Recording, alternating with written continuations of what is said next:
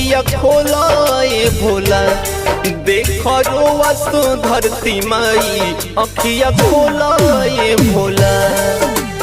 त्राहि त्राहि माचल धरती पे धर्म भी बाच न पाई, अखिया खोला ए भोला, देख रोवस धरती माई अखिया खोला ए भोला, देख रोवस धरती माई अखिया खोला ए भोला।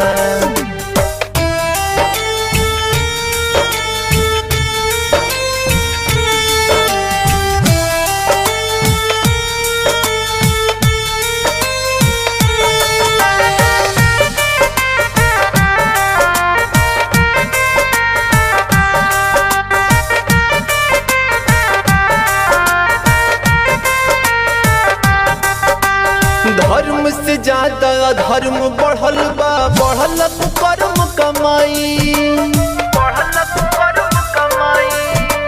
भक्त कहाँ से लैबै भोला के कर तोहर पूजाई। आस बरब रउए पे लागल करी कुछ उपाय, अरे करी कुछ उपाय। अखिया खोला ए भोला, ओ अखिया खोला ए भोला, देख रोवस धरती माई अखिया खोला ए भोला, देख रोवस धरती माई अखिया खोला ए भोला।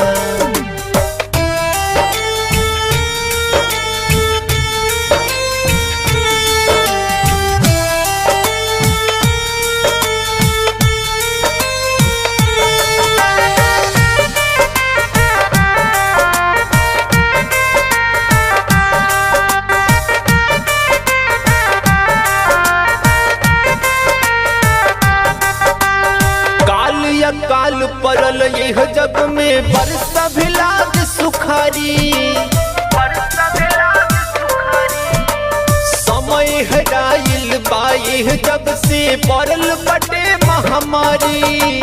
कहे शत्रुघ्न से सनारे तनिका नजर घुमाई, और तनिका नजर घुमाई। अखिया खोला ए भोला, ओ अखिया खोला ए भोला, देख रोवस धरती माई अखिया खोला ए भोला, देख रोवस धरती माई अखिया खोला